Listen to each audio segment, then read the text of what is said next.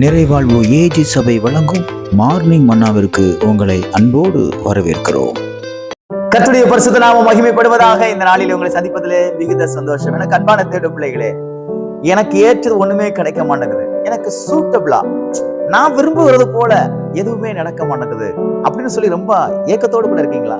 ரொம்ப எதிர்பார்ப்போடு கூட இருக்கீங்களா? கர்த்தர் பாருங்க, ஒரு வசனத்தை உங்களோடு பேசுகிறார். யாத்திராகமத்தின் புஸ்தகம் 2ஆம் அதிகாரம் நான் ஒரு வசனத்தை வாசிக்கிறேன் பாருங்கள். 8வது வசனம் சொல்லப்பட்டிருக்கிறது, இந்த பெண் போய் பிள்ளையின் தாயை அழைத்து கொண்டு வந்தாள்.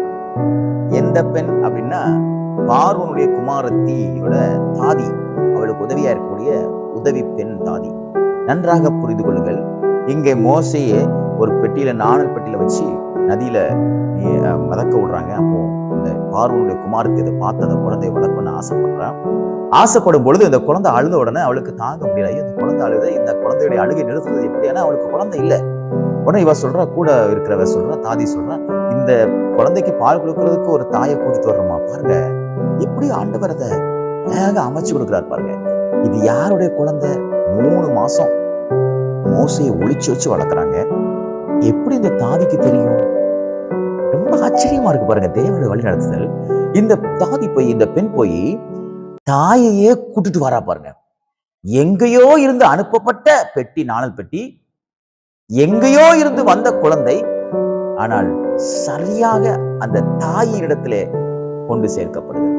இதே போலதாங்க இன்னைக்கு கர்த்தர் உங்களுக்கு அற்புதங்களை செய்வார். நீங்க ஆச்சரியப்படுகிற அளவிற்கு இது எப்படி நடந்துச்சு? இது எப்படி எனக்கு ஏற்ற மாதிரி கர்த்தர் செய்தார்?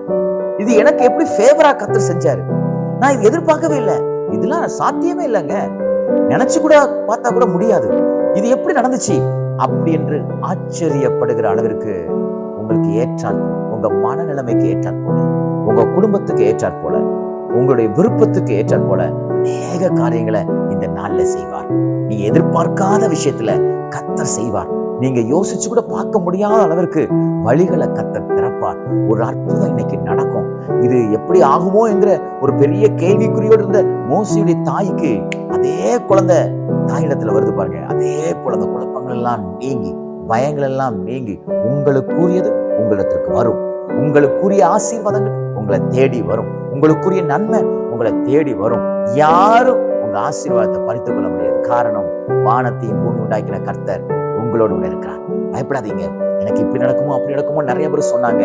நான் ரொம்ப பயந்து போயிட்டு இருக்கிறேன். பாருங்க, அந்த குழந்தைய நதியில விடும்போது தாய்க்கு எவ்வளவு பயம் இருந்திருக்கும்ல. உண்மைதானே? எவ்வளவு பயம் இருந்திருக்கும். கர்த்தர் பாருங்க எல்லாத்தையும் ஒரே நொடியில மாற்றி போட்டு விட்டார். அதே போல இன்றைக்கு கர்த்தர் அதை செய்வார். உங்களுக்கு விடுபட அற்புதம் நடக்கும். எல்லாத்தையும் விட்டுட்டு தனியா போய் என்ன நடக்குமோன்னு பார்த்துட்டு இருந்து அந்த தாயை போல நீங்களும் பார்த்துட்டு இருக்கீங்களா? நன்மை நடக்கும். நன்மை உங்களை தேடி வரும். நீங்க எதிர்பார்த்திருக்கிற காரியத்திலே கர்த்தர் இன்றைக்கு ஒரு அற்புதத்தை செய்வார். ஆகையால் எதிர்பார்ப்போடு காத்திருங்கள். அநேக எதிர்பார்ப்புகளை கர்த்தர் இன்றைக்கு நிறைவேற்றுவாராக. இந்த நாள் எல்லாவற்றையும் பெற்றுக் கொள்கிற நாளாக தேவன் உங்களுக்கு மாற்றி கொடுப்பாராக. God bless you.